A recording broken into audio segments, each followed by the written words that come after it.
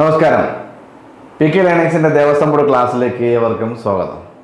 നമ്മളിന്ന് എറണാകുളം ജില്ലയിലേക്ക് കയറുന്നത് കേരളത്തിലെ പ്രമുഖ ക്ഷേത്രങ്ങളിൽ എറണാകുളം ജില്ലയിൽ തിരുവൈരാണിക്കുളം ഉൾപ്പെടെ വളരെ പ്രധാനപ്പെട്ട ക്ഷേത്രങ്ങളുണ്ട്. ഇത് ഒരൊറ്റ ക്ലാസ് കൊണ്ട് ഈ ക്ലാസ് വൈൻഡപ്പ് ചെയ്യണമെന്നാണ്, ഈ ജില്ല വൈൻഡപ്പ് ചെയ്യണമെന്നാണ് എൻ്റെ താല്പര്യം. നമുക്ക് നോക്കാം. എറണാകുളം ജില്ലയിലെ എറണാകുളം ശിവക്ഷേത്രം എറണാകുളം ജില്ലയുടെ പേരുള്ളത് കൊണ്ട് പ്രധാനപ്പെട്ടതാണ്. കേരളത്തിലെ 108 ശിവക്ഷേത്രങ്ങളിൽ ഒന്നാണ് എന്നുള്ളതാണ്. പിന്നെ ഇവിടെ ഒരു പ്രധാനപ്പെട്ട പൂജ 1001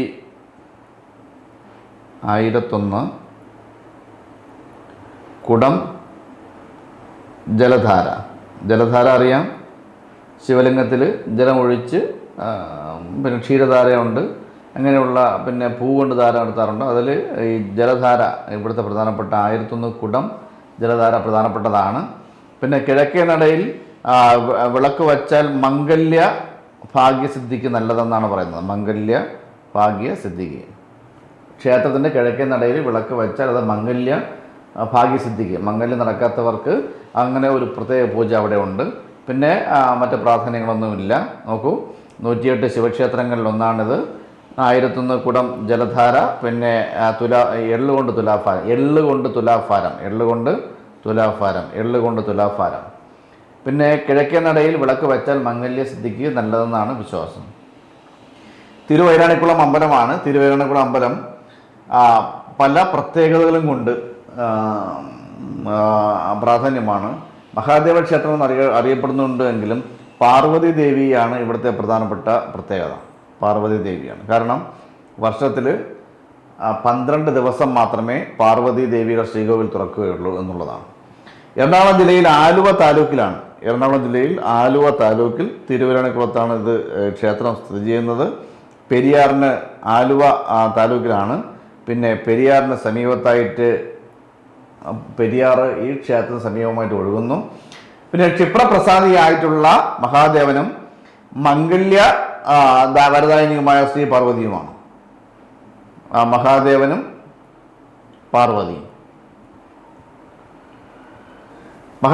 പാർവതിയും പ്രതിഷ്ഠകൾ എതിർദിശയിലാണ് എന്നുള്ളതാണ് ഇവിടുത്തെ പ്രത്യേകത. അതായത് ദേവൻ ഇരിക്കുന്നതിൻ്റെ മറു സൈഡാണ് ദേവി ഇരിക്കുന്നത്. പ്രത്യേകത, ഈ പാർവതി ദേവിയുടെ തിരുനട, അതായത് ശ്രീകോവിൽ 12 ദിവസം, ഒരു വർഷത്തിൽ 12 ദിവസം മാത്രമേ തുറക്കൂ. നമ്മൾ മുമ്പ് പറഞ്ഞിട്ടുള്ള അകവൂർ മന ചാത്തനുമായി ബന്ധപ്പെട്ട്, ഓച്ചിറ പരബ്രഹ്മവുമായി ബന്ധപ്പെട്ട ഈ ചാത്തനുമായിട്ട് ഈ ക്ഷേത്രത്തിൻ്റെ ഐതിഹ്യത്തിന് അഭേദ്യ ബന്ധമുണ്ട്. അതിനെക്കുറിച്ച് കൂടുതൽ പറയുന്നില്ല, കാരണം ഇതിൻ്റെ ഐതിഹ്യമൊന്നും നമുക്ക് വലിയ പ്രാധാന്യമുള്ളതല്ല. ഈ തിരുവൈരാണിക്കുളത്ത് ഏറ്റവും പ്രധാനപ്പെട്ട ഉത്സവമാണ് നടതുറപ്പ് ഉത്സവം.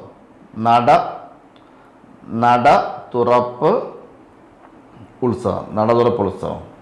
അതായത് പാർവതി ദേവിയുടെ ശ്രീകോവിൽ വർഷത്തിൽ 12 ദിവസം തുറക്കുമ്പോൾ ഉള്ള ഒരു ഉത്സവമാണ് ഈ നടതുറപ്പ് ഉത്സവം. പിന്നെ ശിവന്റെ പ്രധാനപ്പെട്ട ദിവസമായ തിരുവാതിര പ്രധാനപ്പെട്ട ദിവസമാണ്. മഹാശിവരാത്രി ദിവസം പ്രധാനപ്പെട്ടതാണ്. പിന്നെ ആ ദിവസം പ്രദോഷവ്രതം പ്രധാനമാണ്. ഒരു ദിവസം ഫുള്ള് വ്രതം കഴിഞ്ഞ് പ്രദോഷത്തിൽ ആ വ്രതം അവസാനിപ്പിക്കുന്ന ആ പ്രദോഷവ്രതം പ്രധാനപ്പെട്ടതാണ്. ഇത്രയുമാണ് തിരുവൈരാണിക്കുളം ക്ഷേത്രത്തെക്കുറിച്ച് പറയാനുള്ളത്. ഓർമ്മിക്കുക, എറണാകുളം ആലുവയിലാണ്, പെരിയാറിൻ്റെ തീരത്താണ്. മഹാദേവനും പാർവതിയുമുള്ള ക്ഷേത്രമാണ്. പാർവതിയും മഹാദേവനും എതിർദിശയിൽ സ്ഥിതി ചെയ്യുന്നു. അതിൽ പാർവതി ദേവിയുടെ നട വർഷത്തിൽ 12 ദിവസം മാത്രമേ തുറക്കുള്ളൂ. ആ സമയത്ത് അറിയപ്പെടുന്ന നടതുറപ്പ് ഉത്സവം. ധനുവിൽ തിരുവാതിര മഹാദേവൻ വിശിഷ്ടമാണ്. മഹാശിവരാത്രി പ്രധാനമാണ്. പ്രദോഷവ്രതം പ്രധാനമാണ്. പിന്നെ ഓർമ്മിക്കേണ്ട കാര്യം, ശിവക്ഷേത്രമാണെങ്കിലും പാർവതി ദേവിയുടെ ഈ വർഷത്തിൽ നടതുറപ്പ് കൊണ്ട് പ്രസിദ്ധമായ ക്ഷേത്രമാണ് തിരുവൈരാണിക്കുളം ക്ഷേത്രം. കാര്യത്തിലേക്ക് വരാം. എറണാകുളം ജില്ലയിൽ ആലുവ താലൂക്കിൽ വെള്ളാരപ്പള്ളി തിരുവൈരാണിക്കുളത്ത് സ്ഥിതി ചെയ്യുന്ന പെരിയാറിന് സമീപമായി സ്ഥിതി ചെയ്യുന്ന ക്ഷേത്രമാണിത്. ക്ഷിപ്രപ്രസാദിയായ മഹാദേവനും മംഗല്യ വരദാനിയായ ശ്രീ പാർവതിയുമാണ് ഇവിടുത്തെ പ്രതിഷ്ഠ. പിന്നെ ഇവിടുത്തെ ഗണപതി വിഗ്രഹം എന്ന് പറഞ്ഞാൽ പാർവതി ദേവിയുടെ ഒക്കത്തിരിക്കുന്ന ഗണപതി പ്രതിഷ്ഠയാണ്. അങ്ങനെ ചോദിക്കാറില്ല എന്നാണ് പറയാത്തത്. ക്ഷേത്രത്തിൽ ശിവന്റെയും പാർവതിയുടെയും പ്രതിഷ്ഠകൾ എതിർദിശയിലാണ്. അതാണ് മറ്റൊരു പ്രത്യേകത. പാർവതി ദേവിയുടെ ശ്രീകോവിൽ 12 ദിവസം, ഒരു വർഷം 12 ദിവസം മാത്രമേ തുറക്കത്തുള്ളൂ. പിന്നെ ഇവിടെ ഏറ്റവും പ്രധാനപ്പെട്ട ഉത്സവമാണ് നട തുറപ്പ് ഉത്സവം. പാർവതി ദേവിയുടെ ശ്രീകോവിൽ തുറക്കുന്ന വേളയിലുള്ള സവിശേഷ ഉത്സവമാണിത്. ധനുവിലെ തിരുവാതിര നക്ഷത്രത്തിൽ ദേവിയുടെ ശ്രീകോവിൽ തുറക്കും. മറ്റൊരു പ്രധാന ഉത്സവമാണ് മഹാശിവരാത്രി. പ്രദോഷവ്രതം ഞാൻ പറഞ്ഞു. അപ്പോൾ ഇത്രയുമാണ് നമ്മുടെ തിരുവൈരാണിക്കുളം ക്ഷേത്രം. ഇനി നമുക്ക് അടുത്ത് പഠിക്കേണ്ടത് ആലുവ ശ്രീ മഹാദേവ ക്ഷേത്രമാണ്. വളരെ പ്രാധാന്യമൊന്നുമില്ല, പിന്നെ പിതൃതർപ്പണത്തിന് പ്രാധാന്യമുള്ള ക്ഷേത്രമാണ്. എറണാകുളം ജില്ലയിലെ ആലുവയിൽ സ്ഥിതി ചെയ്യുന്ന ഈ ക്ഷേത്രം പെരിയാറിൻ്റെ വടക്കേ തീരത്തായിട്ടാണ്. പെരിയാർ നദീതീരത്താണെന്ന് ഓർമ്മിക്കുക. പെരിയാർ നദീതീരത്താണ്. പിന്നെ തെക്കൻ കാശി എന്ന് അങ്ങനെ പല ക്ഷേത്രങ്ങളും അറിയപ്പെടുന്നുണ്ട്. ഈ ക്ഷേത്രം അറിയപ്പെടുന്ന പേരാണ് തെക്കൻ കാശി. മഹാദേവ ക്ഷേത്രമായതുകൊണ്ടാണ് കാശി വിശ്വനാഥ ക്ഷേത്രത്തെ അനുസ്മരിക്കുന്ന രീതിയിൽ തെക്കൻ കാശി എന്ന പേരിൽ അറിയപ്പെടുന്നത്. കിഴക്ക് ദർശനമായിട്ടുള്ള ശിവലിംഗമാണ് പ്രതിഷ്ഠ. അത് പ്രാധാന്യമുള്ള കാര്യമല്ല. പിന്നെ ത്രേതായുഗത്തിൽ ശ്രീരാമൻ ജഡായുവിന് അന്ത്യകർമ്മങ്ങൾ നിർവഹിച്ചത് ഇവിടെ വച്ചാണെന്നാണ് ഐതിഹ്യം. അതുകൊണ്ടാണ് ശിവരാത്രിക്ക് ഇവിടെ ബലിയിടൽ പ്രധാനമായത്. അപ്പോൾ ആലുവ മണപ്പുറത്ത് ബലിയിടുക വിശിഷ്ടമായ കാര്യമാണെന്ന് പണ്ട് മുതൽ നമ്മൾ കേൾക്കുന്നുണ്ട്. അത് ഈ കാര്യം കൊണ്ടാണ്. ത്രേതായുഗത്തിൽ ലങ്കയിലേക്ക് പോയ രാവണനെ തടഞ്ഞ ജഡായുവിനെ വെട്ടിവീഴ്ത്തിയ മരണശൈലിയിൽ കിടക്കുന്ന ആ ജഡായുവിന് മരണപ്പെട്ട ജഡായുവിന് അന്ത്യകർമ്മങ്ങൾ നടത്തിയത് ഈ ശ്രീരാമൻ ഇവിടെ വെച്ചാണ് എന്നാണ് വിശ്വാസം. ഈ ആലുവയിൽ വെച്ചാണെന്ന വിശ്വാസം. അതുകൊണ്ട് തന്നെ ആലുവ മണപ്പുറത്താണ് ഈ ബലിയിടൽ ചടങ്ങ് വളരെ വിശിഷ്ടമാണ്. ഈ ക്ഷേത്രത്തിൻ്റെ കരയിലാണ്. അപ്പോൾ പെരിയാറിൻ്റെ തീരത്താണ്. 1 തെക്കൻ കാശി എന്നറിയപ്പെടുന്നു. 2 ബലിയിടൽ പ്രധാനമാണ്. 3 നമുക്കിൻ്റെ കാര്യത്തിലേക്ക് വരാം. എറണാകുളം ജില്ലയിൽ ആലുവ പട്ടണത്തിനടുത്ത് പുരാതനവും ആലുവ ശിവരാത്രി വളരെ വിശിഷ്ടമാണ്. വിശ്വപ്രസിദ്ധമായ ക്ഷേത്രമാണിത്. പുണ്യനദിയായ പെരിയാറിൻ്റെ വടക്കേ തീരത്താണ് ക്ഷേത്രം സ്ഥിതി ചെയ്യുന്നത്. തെക്കൻ കാശി എന്നറിയപ്പെടുന്നു. മുഖ്യ പ്രതിഷ്ഠ കിഴക്ക് ദർശനത്തിലുള്ള ശിവലിംഗമാണ്. ത്രേതായുഗത്തിൽ ശ്രീരാമൻ ജഡായുവിന് അന്ത്യകർമ്മങ്ങൾ നിർവഹിച്ചത് ഇവിടെയാണെന്നാണ് വിശ്വാസം. അതുകൊണ്ട് ശിവരാത്രിക്ക് ഇവിടെ ബലിയിടൽ ചടങ്ങ് വളരെ വിശിഷ്ടമാണ്. കർക്കിടക മാസത്തിലെ ബലിക്കും വിശിഷ്ടമാണ്. ഇനി അടുത്ത കടുങ്ങല്ലൂർ ശ്രീ നരസിംഹസ്വാമി ക്ഷേത്രം. ഇപ്പോൾ നരസിംഹം സ്വാമി എന്നറിയപ്പോൾ നമുക്ക് ഓർമ്മിക്കുക മഹാവിഷ്ണുവിൻ്റെ ഒരു അവതാരമായ നരസിംഹസ്വാമിയാണ്. ഈ നരസിംഹസ്വാമി മൂർത്തി അല്ലാതെ തന്നെ മഹാവിഷ്ണു അതിൻ്റെ ഡയറക്റ്റ് നേരായ രൂപത്തിലും, പിന്നെ മഹാവിഷ്ണു, പിന്നെ പാർത്ഥസാരഥിയും ഇവിടുത്തെ ഉപദേവതന്മാരാണ്. എറണാകുളം ജില്ലയിലെ കടുങ്ങല്ലൂരിൽ സ്ഥിതി ചെയ്യുന്ന ഈ ക്ഷേത്രത്തിലെ പ്രധാനപ്പെട്ട മൂർത്തി കിഴക്ക് ദർശനമായ നരസിംഹമൂർത്തിയാണ്.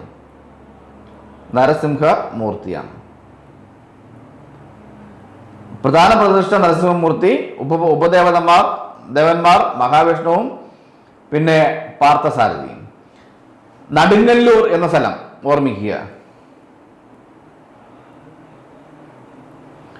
നടുങ്ങല്ലൂർ എന്ന സ്ഥലം ആണ് പിന്നീട് കടുങ്ങല്ലൂർ ആയതെന്നാണ് വിശ്വാസം. 20 കോലോളം വരുന്ന ഒരു കോല് 2.36 സംതിങ് ആണ്. അങ്ങനെ 20 കോലോളം ഉയരം വരുന്നതും പിന്നെ 3 നിലകളുള്ളതുമായ രഥത്തിന്റെ രൂപത്തിലുള്ള ക്ഷേത്രം മാതൃകയാണ്. ഓർമ്മിക്കുക, രഥത്തിന്റെ രൂപത്തിലുള്ള, കണ്ടാൽ തന്നെ അറിയാം, 20 കോലോളം പിന്നെ 1, 2, 3 നിലകളിലുമായുള്ള രഥത്തിന്റെ മോഡലിലുള്ളതുമായ മാതൃകയിലുള്ളതുമായ ക്ഷേത്ര മാതൃകയാണ് ഇവിടെ ഉള്ളത്. ഈ ക്ഷേത്രത്തിന്റെ മാതൃക ഓർമ്മിക്കുക. പിന്നെ ദേവൻ വിഷ്ണു സങ്കല്പത്തിലുള്ളതാണ് ഞാൻ പറഞ്ഞു.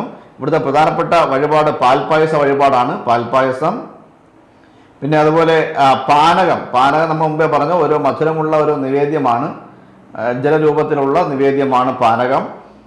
പിന്നെ രക്ത സംബന്ധമായ രോഗങ്ങൾക്കും മംഗല്യ ഭാഗ്യത്തിനുമാണ് ഈ പാനക നിവേദ്യം വിശിഷ്ടമായിട്ട് നടത്തുന്നത്. രക്തസംബന്ധമായ രോഗങ്ങൾക്കും മംഗല്യ സ്ഥിതിക്കുമാണ് ഈ പാനക നിവേദ്യം നടത്തുന്നത്. അപ്പോൾ മഹാവിഷ്ണുവിൻ്റെ ക്ഷേത്രമാണ്. മഹാവിഷ്ണു ഏത് രൂപത്തിലാണ്? നരസിംഹമൂർത്തി ഭാവത്തിലാണ് ഇവിടെ ഉള്ളത്. അതുകൂടാതെ തന്നെ മഹാവിഷ്ണുവും പാർത്ഥസാരഥിയും ഉപദേവന്മാരുമായിട്ടുള്ള ക്ഷേത്രം കൂടിയാണ്. നടുങ്ങല്ലൂർ എന്ന സ്ഥലമാണ് പിന്നീട് കടുങ്ങല്ലൂരായി മാറിയത്. 20 കോലോളം ഉയരം വരുന്ന 3 നിലകളിലുള്ള രഥത്തിൻ്റെ രൂപത്തിലുള്ള ക്ഷേത്രമാണെന്ന് നമുക്ക് ഈ ചിത്രത്തിൽ തന്നെ കാണാം. പിന്നെ പാൽപ്പായസ വഴിപാട് വിശിഷ്ടമാണ്. പിന്നെ പാനക നിവേദ്യം വിശിഷ്ടമാണ്. രക്തസംബന്ധമായ രോഗങ്ങൾക്ക് മംഗല്യസിദ്ധിക്കുമാണ് ഈ വഴിപാട് എന്നാണ് വിശ്വസിക്കപ്പെടുന്നത്. നമുക്കിനി കാര്യത്തിലേക്ക് വരാം. പ്രസിദ്ധമായ നരസിംഹ ക്ഷേത്രം എറണാകുളം ജില്ലയിലെ കടുങ്ങല്ലൂർ പഞ്ചായത്തിലാണ് സ്ഥിതി ചെയ്യുന്നത് പറഞ്ഞു. നടുങ്ങല്ലൂരാണ് പിന്നീട് കടുങ്ങല്ലൂരായി മാറി എന്നാണ് വിശ്വാസം. 20 കോലോളം ഉയരം വരുന്നതും 3 നിലകളിലുള്ളതും രഥത്തിൻ്റെ രൂപത്തിലുള്ളതുമായ ക്ഷേത്രഗോപുരം വളരെ ആകർഷകമാണ് പറഞ്ഞു. പ്രധാന മൂർത്തി കിഴക്ക് ദർശനമായ നരസിംഹമൂർത്തിയാണ്. പിന്നെ മഹാവിഷ്ണു ഉപദേവൻ പാർത്ഥസാരഥിയുമാണ്. പാർത്ഥസാരഥി ആര്യനെയാണ്, കൃഷ്ണൻ തന്നെയാണ്. അപ്പോൾ മഹാവിഷ്ണുവും പാർത്ഥസാരഥിയുമാണ് ഉപദേവന്മാർ. വിഷ്ണുവിൻ്റെ വകഭേദങ്ങളാണ് അതൊക്കെ. പാൽ പായസമാണ് പ്രധാന വഴിപാട്. പിന്നെ പാനക നിവേദ്യം. ഇത് രക്തസംബന്ധമായ രോഗങ്ങൾക്കും മംഗല്യ സിദ്ധിക്കും മംഗല്യഭാഗ്യത്തിനുമാണ് ഈ വഴിപാട് നടത്തുന്നതെന്നാണ് വിശ്വാസം. നമുക്കിനി അടുത്ത പഠിക്കാനുള്ളത് തിരുവാലൂർ ശ്രീ മഹാദേവ ക്ഷേത്രമാണ്. ധാരയില്ലാത്തൊരു ക്ഷേത്രമാണ്. എല്ലാ ശിവക്ഷേത്രങ്ങൾക്കും ധാരയുണ്ട്. ഇത് ധാരയില്ലാത്ത ക്ഷേത്രമാണ്. കാരണം ഇത് അഗ്നിപ്രതിഷ്ഠയാണ്. ശിവന്റെ അഗ്നിപ്രതിഷ്ഠയാണ്. അഗ്നിപ്രതിഷ്ഠയിൽ ധാരചാർന്ന് ചെയ്യും, അഗ്നി അണഞ്ഞു പോകും. അതുകൊണ്ട് തന്നെ ശിവന്റെ അഗ്നിപ്രതിഷ്ഠ ആയതുകൊണ്ട് തന്നെ ഇവിടെ ധാരയില്ലാത്ത ക്ഷേത്രമാണ്. എറണാകുളം ജില്ലയിലെ ആലങ്ങാട്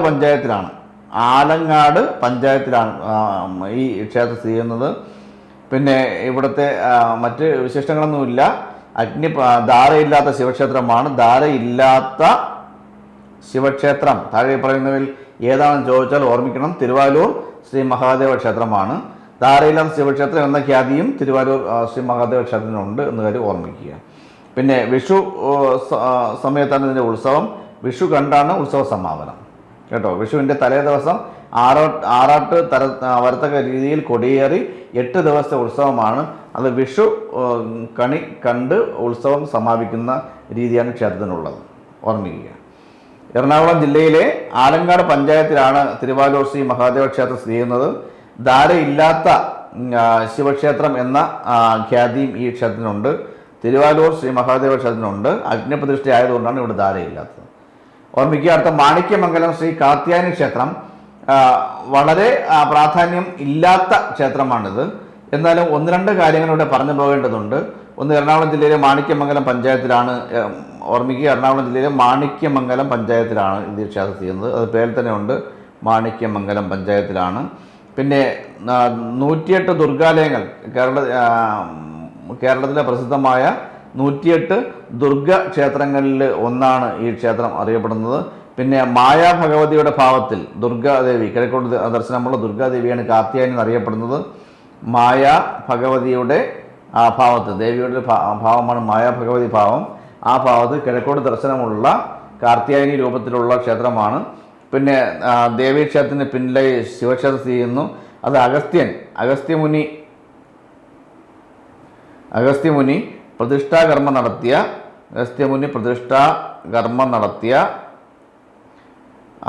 പിന്നെ 15 ക്ഷേത്രങ്ങളിൽ ഒന്നായിട്ട് അറിയപ്പെടുന്ന ഒരു ശിവക്ഷേത്രം ഇതിന് ഈ കാർത്യായനി ക്ഷേത്രത്തിന് പുറകിലായി ഉള്ളതായിട്ടാണ് പറയപ്പെടുന്നത്. അപ്പോൾ ഓർമ്മിക്കുക, മാണിക്യമംഗലം പഞ്ചായത്തിലാണ്, എറണാകുളം ജില്ലയിലെ 108 ദുർഗാക്ഷേത്രങ്ങളിൽ ഒന്നാണ്. കേരളത്തിലെ മായാ ഭഗവതിയുടെ രൂപത്തിൽ കിഴക്കോട്ട് ദർശനമുള്ള കാർത്യായനി ദേവിയാണ്. അതിന് പുറകിലായി അഗസ്ത്യമുനി പ്രതിഷ്ഠാകർമ്മം നടത്തിയ 15 ക്ഷേത്രങ്ങളിലൊന്ന് ഇവിടെ സ്ഥിതി ചെയ്യുന്നു. കാര്യത്തിലേക്ക് വരാം. എറണാകുളം ജില്ലയിലെ മാണിക്യമംഗലം പഞ്ചായത്തിലാണ് 108 ദുർഗാലയങ്ങളിലൊന്നായ മാണിക്യമംഗലം ശ്രീ കാർത്യായനി ക്ഷേത്രം. മുഖ്യ പ്രതിഷ്ഠ മായാ ഭഗവതി രൂപത്തിലുള്ള കിഴക്കോട്ട് ദർശനമുള്ള ദേവിയാണ്. ദേവീക്ഷേത്രത്തിന് പിന്നിലായി സ്ഥിതി ചെയ്യുന്ന ശിവക്ഷേത്രം അഗസ്ത്യമുനി പ്രതിഷ്ഠാകർമ്മം നടത്തിയ 15 ക്ഷേത്രങ്ങളിൽ ഒന്നായിട്ടാണ് കണക്കാക്കുന്നത്. അത് ശ്രീ മൂകാംബിക ക്ഷേത്രം, അതായത് നമ്മുടെ കൊല്ലൂർ മൂകാംബിക ക്ഷേത്രത്തെ അനുസ്മരിപ്പിക്കുന്ന രീതിയിലുള്ള ഒരു ക്ഷേത്രമാണിത്. ഓർമ്മിക്കുക, എറണാകുളം ജില്ലയിലെ വടക്കൻ പറവൂരിലാണ് ഈ ക്ഷേത്രം. എറണാകുളം ജില്ലയിലെ വടക്കൻ പറവൂരിലാണ് ഈ ക്ഷേത്രം. പിന്നെ ശ്രീകോവിലിൻ്റെ നാല് വശവും പിന്നെ എപ്പോഴും വെള്ളമായിരിക്കും. ഇത് കൊല്ലൂരിലെ മൂകാംബിക ക്ഷേത്രത്തിലെ സൗപർണിക നദി അനുസ്മരിപ്പിക്കുന്നതാണ്. സൗപർണിക നദിയുടെ സങ്കല്പമായിട്ടാണ് ഈ ക്ഷേത്രത്തിൻ്റെ ശ്രീകോവിലിൻ്റെ 4 വശവും ഉള്ള ഈ ജലത്തെ സൂചിപ്പിക്കുന്നത്. പിന്നെ ഇവിടെ ബുദ്ധിമാന്യമുള്ളവർക്കും പിന്നെ സംസാരത്തിൽ ഉച്ചാരണത്തിൽ വ്യക്തതയില്ലാത്തവർക്കും പിന്നെ വിദ്യാഭ്യാസത്തിൽ ഉയർച്ചയില്ലാത്തവർക്കും ഈ ക്ഷേത്രത്തിൽ പ്രശ്നപരിഹാരത്തിനായി കഷായ നേദ്യം നടത്താറുണ്ട്. ഓർമ്മിക്കുക, ഈ ക്ഷേത്രത്തിലെ പ്രധാനപ്പെട്ട ഒരു വഴിപാടാണ് കഷായ നേദ്യം. ഇത് ബുദ്ധിമാന്യമുള്ളവർക്കും സംസാരത്തിൽ വ്യക്തതയില്ലാത്തവർക്കും പിന്നെ ഉയർച്ച ഇല്ലാത്തവർക്കും വേണ്ടി നടത്തുന്നതാണ്. പിന്നെ ക്ഷേത്രം 4 വശവും പിന്നെ ശ്രീകോവിലിൻ്റെ 4 വശവും എപ്പോഴും വെള്ളമാണ്. അത് കൊല്ലൂർ മൂകാംബിക ക്ഷേത്രത്തിലെ സൗപർണിക നദിയെ അനുസ്മരിപ്പിക്കുന്ന രീതിയാണ്. പിന്നെ വടക്കൻ പരവൂരിലാണ് സ്ഥിതി ചെയ്യുന്നത്. സരസ്വതി ക്ഷേത്രമാണ്. പിന്നെ നവരാത്രി ഉത്സവമാണ് പ്രധാനം. നമുക്ക് കാര്യത്തിലേക്ക് വരാം. എറണാകുളം ജില്ലയിലെ വടക്കൻ പരവൂരിലാണ് ഈ ക്ഷേത്രം സ്ഥിതി ചെയ്യുന്നത്. ശ്രീകോവിൽ 4 വശവും വെള്ളമാണ്. കൊല്ലൂരിലെ സൗപർണിക നദിയുടെ സങ്കല്പമായാണ്. ബുദ്ധിമാന്യമുള്ളവർക്കും ഉച്ചാരണത്തിൽ വ്യക്തതയില്ലാത്തവർക്കും വിദ്യാഭ്യാസത്തിൽ ഉയർച്ചയില്ലാത്തവർക്കും പ്രശ്നപരിഹാരത്തിനായി കഷായ നേദ്യം നടത്താറുണ്ട്. നവരാത്രിയാണ് പ്രധാന ഉത്സവം. അത് സരസ്വതി ക്ഷേത്രങ്ങൾ അങ്ങനെ ആയതുകൊണ്ടാണ് പറയാത്തത്. ഓക്കെ, അടുത്തത് പാഴൂർ പെരുംതൃക്കോവിൽ മഹാദേവ ക്ഷേത്രം. ചെറിയ ക്ഷേത്രമാണ്. നമുക്ക് അങ്ങനെ വലിയ കാര്യങ്ങളൊന്നും ഇതിനകത്ത് പഠിക്കാനില്ല. ഇവിടെ പ്രധാനപ്പെട്ട പഠിക്കേണ്ട കാര്യം പാഴൂർ പടിപ്പുര. പാഴൂർ പടിപ്പുര ക്ഷേത്രത്തിൻ്റെ അക്കരവശത്തുള്ളതാണ്.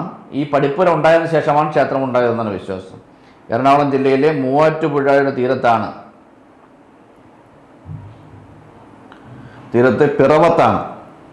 പിറവത്താണ് ക്ഷേത്രം. എറണാകുളം ജില്ലയിൽ മൂവാറ്റുപുഴയുടെ തീരത്ത് പിറവത്ത് സ്ഥിതി ചെയ്യുന്ന ക്ഷേത്രമാണ് പാഴൂർ പെരുന്തൃക്കോവിൽ ശിവക്ഷേത്രം, മഹാദേവ ക്ഷേത്രം. വൈക്കം ശിവക്ഷേത്രത്തിൻ്റെ മാതൃക നിർമ്മിച്ച ക്ഷേത്രമാണ്. പരശുരാമൻ സ്ഥാപിച്ചു എന്ന് വിശ്വസിക്കുന്ന 108 ക്ഷേത്രങ്ങളിൽ ഒരു ക്ഷേത്രമാണ് പാഴൂർ പടിപ്പുര. എപ്പോഴും ജ്യോതിഷ വിധിപ്രകാരം വിധിക്ക് വലിയ പേരുകേട്ട ഒരു സ്ഥലമാണ് പാഴൂർ പടിപ്പുര.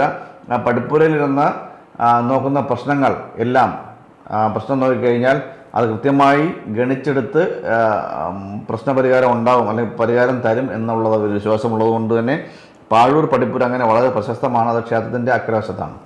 ക്ഷേത്രത്തിൻ്റെ പടിഞ്ഞാറേ മതിലിനോട് ചേർന്ന് കാണുന്ന പ്ലാവിലെ ഇലകളെല്ലാം ഇരട്ട ഇലകളാണ്. ഇതിനെ പാതാള വരിക്ക എന്നാണ് ഈ പ്ലാവിന് അറിയപ്പെടുന്നത്. ഈ പ്ലാവിനെ പാതാള വരിക്ക എന്നാണ് അറിയപ്പെടുന്നത്. പിന്നെ മണ്ണ് കൊണ്ടുള്ള ശിവലിംഗമാണ്. അത് വളരെ പ്രധാനമാണ്. മണ്ണ് കൊണ്ടുള്ള ശിവലിംഗമാണ്. അതുകൊണ്ട് എന്ത് നടത്താൻ കഴിയില്ല? ഇവിടെ അഭിഷേകം നടത്താൻ കഴിയില്ല. പിന്നെ ധാര നടത്താറുണ്ട്. ധാര നടത്തുന്നത് ഈ ശിവലിംഗത്തിൽ കൂവളമാല വെച്ച് പൂർണ്ണമായും പൊതിഞ്ഞിട്ട് അതിൽ ശംഖ് കൊണ്ട് തളിച്ചാണ് ധാര നടത്തുന്നത്. അല്ലാതെ ധാര നടത്തൽ പ്രാവർത്തികമല്ല. പിന്നെ ശിവരാത്രിയാണ് പ്രധാനം.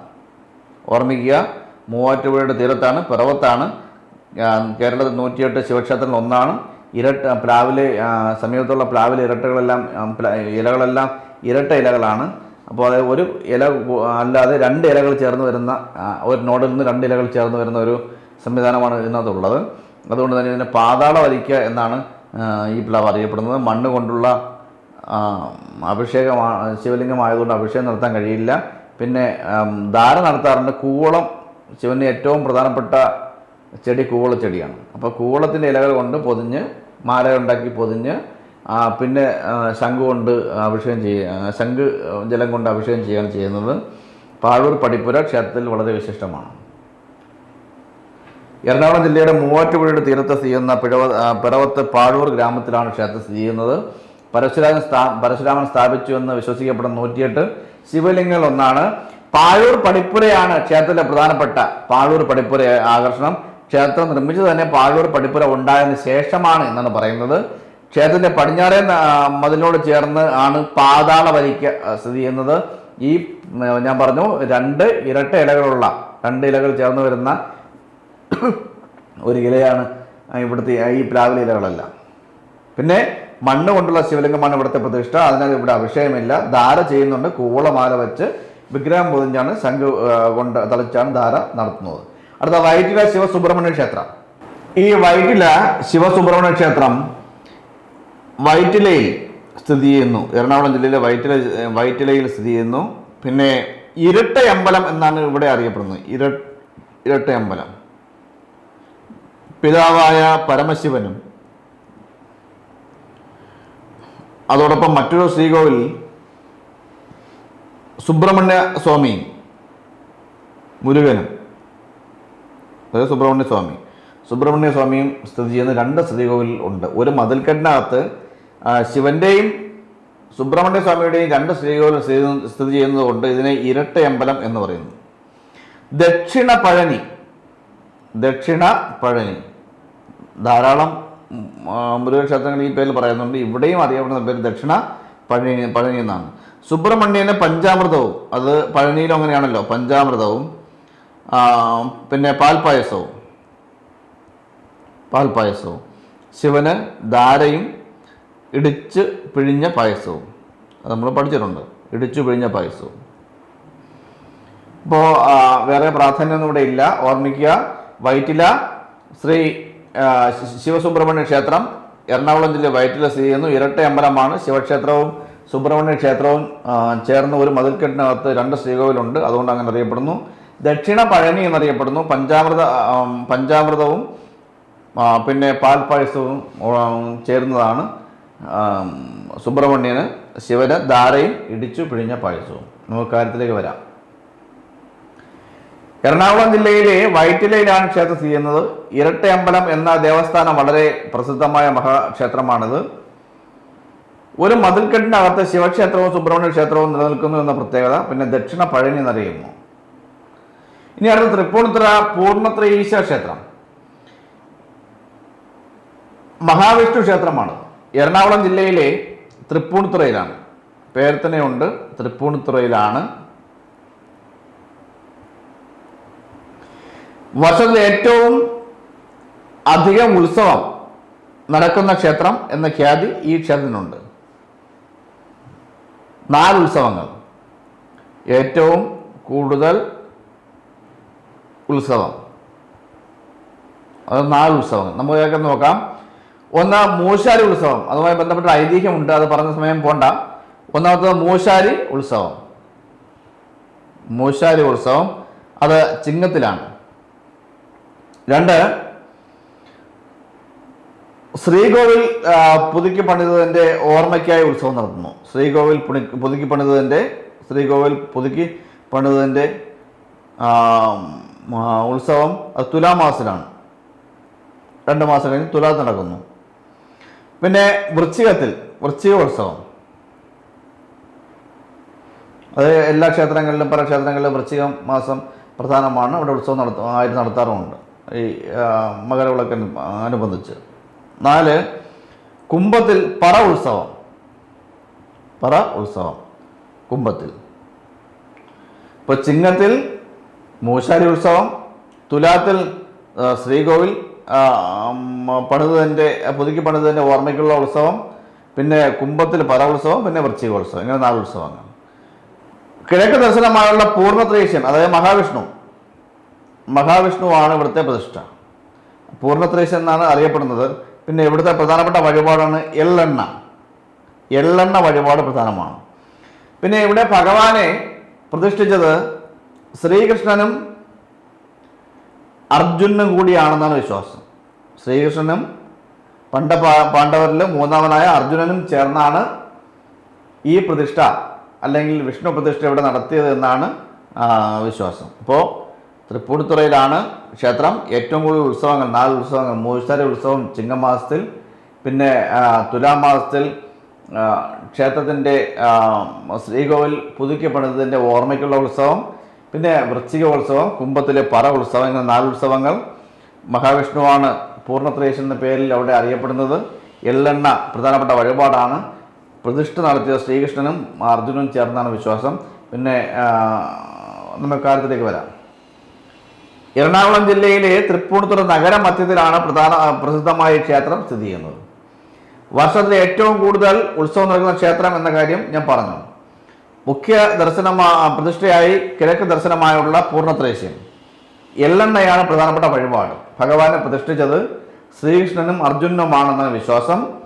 പിന്നെ പാൽ, പന്തിരുനാഴി, ഒൽപ്പെണ്ണ എന്ന് പറയുന്ന ഒരു വഴിപാടുകളിൽ നിന്നും പ്രധാനപ്പെട്ട കാര്യങ്ങളല്ല. 4 ഉത്സവങ്ങൾ ഞാൻ പറഞ്ഞു. 1 മൂശാരി ഉത്സവം, ശ്രീകോവിൽ പുതുക്കപ്പെടുന്നതിന് വൃശ്ചികോത്സവം, കുംഭത്തിലെ പറ ഉത്സവം. ഓക്കെ. അടുത്ത കാലടി ശ്രീകൃഷ്ണസ്വാമി ക്ഷേത്രം. കാലടി ശ്രീകൃഷ്ണസ്വാമി ക്ഷേത്രം ഏറ്റവും പ്രശസ്തം കാലടിയിൽ സ്ഥിതി ചെയ്യുന്നു എന്നുള്ളത് തന്നെയാണ്. ഈ കാലടി എന്ന സ്ഥലം നമ്മൾ കേൾക്കുമ്പോൾ ഓർമ്മ വരേണ്ടത് ശങ്കരാചാര്യരാണ്.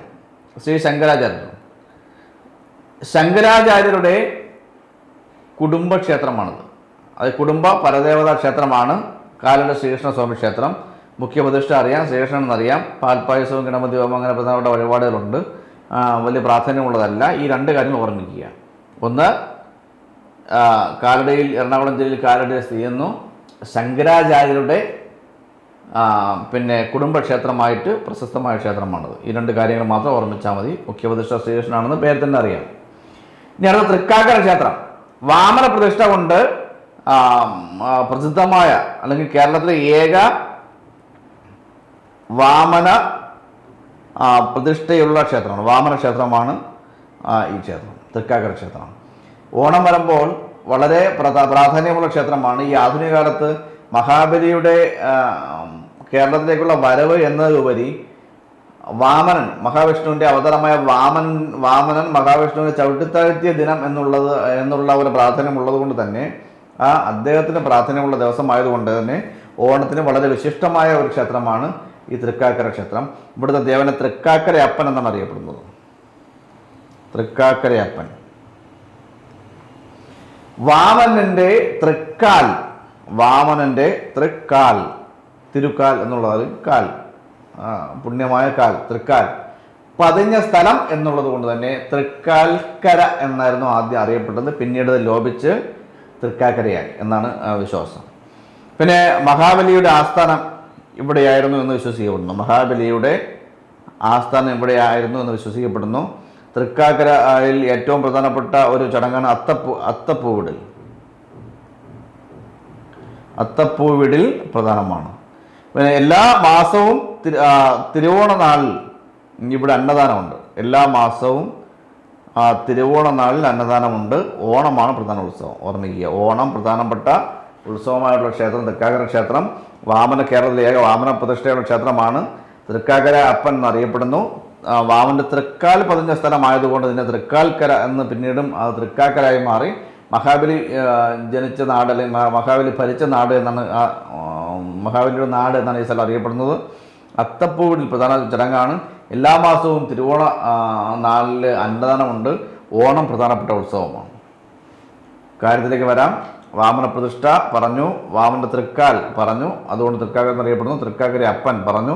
മഹാബലിയുടെ ആസ്ഥാനം എവിടെയായിരുന്നു അറിയപ്പെടുന്നു. തൃക്കാക്കര അത്തപ്പൂവിൽ പ്രധാനമാണ്. തിരുവോണ നാളിൽ അന്നദാനം പ്രധാനം. ഓണം പ്രധാന ഉത്സവം. ഓക്കെ.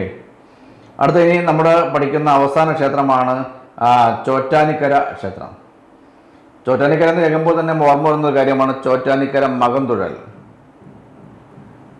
ചോറ്റാനിക്കര മകം തുഴൽ പ്രധാനപ്പെട്ടതായാണ് ആദ്യം പറയുന്നത്. മംഗല്യസിദ്ധിക്ക് ഏറ്റവും വിശിഷ്ടമാണെന്ന് വിശ്വസിക്കുന്ന ഒരു ചടങ്ങാണ് ചോറ്റാനിക്കര മകം തുഴൽ.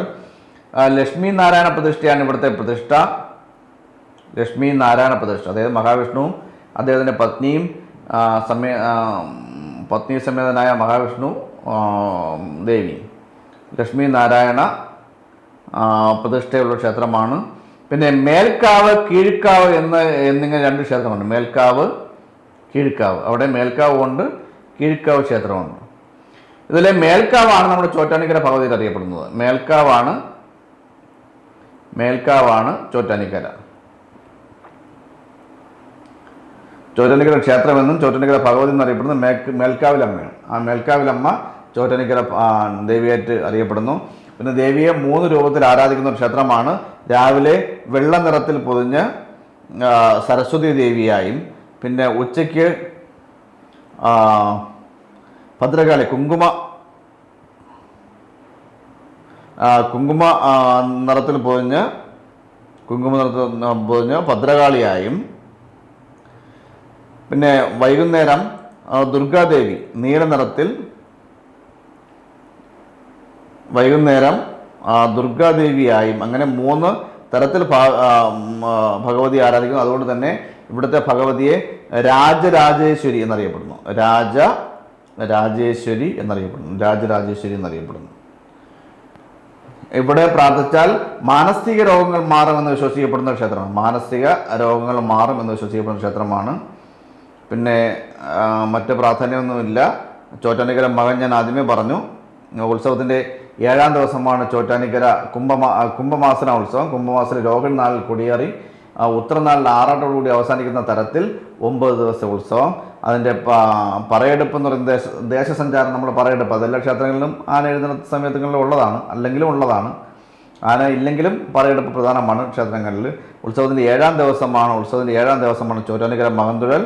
ഇത് മംഗല്യ ഭാഗ്യത്തിന് ഏറ്റവും നല്ലതാണെന്ന് വിശ്വസിക്കുന്നു. പിന്നെ നവരാത്രിയും തൃക്കാർത്തിക ദേവിയുടെ ജന്മദിനം ആചരിക്കുന്നു. അതൊന്നും പ്രാധാന്യമല്ല. ഒന്നുകൂടെ നോക്കാം. ചോറ്റാനിക്കര ലക്ഷ്മി നാരായണ പ്രതിഷ്ഠയാണുള്ളത്. മേൽക്കാവിലമ്മ, കീഴ്ക്കാവിലമ്മ. അതിൽ മേൽക്കാവിലാണ് ചോറ്റാനിക്കര ഭഗവതി ഏറ്റവും പ്രധാനം. ദേവിയെ 3 തരത്തിൽ ആരാധിക്കുന്ന രാജരാജേശ്വരി ഭാവമാണ് ഇവിടെ ഉള്ളത്. വെള്ള നിറത്തിൽ രാവിലെ സരസ്വതി, വെള്ള വസ്ത്രം അണിഞ്ഞ് സരസ്വതി, ഉച്ചയ്ക്ക് കുങ്കുമ വസ്ത്രം അണിഞ്ഞ് ഭദ്രകാളി, വൈകുന്നേരം നീല വസ്ത്രം അണിഞ്ഞ് ദുർഗാദേവി ഭാവത്തിലാണ്. മാനസിക രോഗങ്ങളുള്ളവർക്ക് ഈ ക്ഷേത്രം വളരെ പ്രധാനപ്പെട്ടതാണെന്നാണ് പറയുന്നത്. പിന്നെ ചോറ്റാനിക്കര മകന്തുഴൽ കുംഭമാസത്തിലെ ഉത്സവത്തിൽ 7ാം ദിവസമാണ് ചോറ്റാനിക്കര മകന്തുഴൽ. ലക്ഷ്മി നാരായണ പ്രതിഷ്ഠ പറഞ്ഞു. മേൽക്കാവ് അമ്മ, കീഴ്ക്കാവിലമ്മ പറഞ്ഞു. മേൽക്കാവാണ് നമ്മുടെ ചോറ്റാനിക്കര ക്ഷേത്രം. ഭദ്രകാളിയാണ് കീഴ്ക്കാവിലമ്മ എന്നറിയപ്പെടുന്നത്. ഭഗവതിയെ 3 രൂപങ്ങൾ ആരാധിക്കുന്നു. വെള്ള നിറത്തിൽ പൊതിഞ്ഞ സരസ്വതി ദേവിയായി രാവിലെയും, കുങ്കുമ നിറത്തിൽ പൊതിഞ്ഞ ഭദ്രകാളിയായി ഉച്ചയ്ക്കും, നീല നിറത്തിൽ ദുർഗാദേവിയായി വൈകുന്നേരം ആരാധിക്കുന്നു. പിന്നെ അതുകൊണ്ട് രാജരാജേശ്വരി എന്ന സങ്കല്പത്തിലാണ് അറിയപ്പെടുന്നത്. മാനസിക രോഗങ്ങൾ സുഖപ്പെടുമെന്ന് വിശ്വസിക്കുന്നു. കുംഭമാസത്തിലെ രോഹിണി നാളിൽ കൊടിയേറി ഉത്തരനാളിൽ ആറാട്ടോടുകൂടി സമാപിക്കുന്ന 9 ദിവസത്തെ ഉത്സവം. ഉത്സവത്തിൻ്റെ 7ാം ദിവസമാണ് പ്രസിദ്ധമായ ചോറ്റാനിക്കര മകന്തുഴൽ. ഇപ്പോൾ എറണാകുളം ജില്ല നമ്മൾ പ്രധാനപ്പെട്ട ക്ഷേത്രങ്ങളെല്ലാം പറഞ്ഞു കഴിഞ്ഞു. തൃശ്ശൂർ ജില്ലയുമായി നമുക്ക് അടുത്ത ദിവസം കാണാം. Good bye.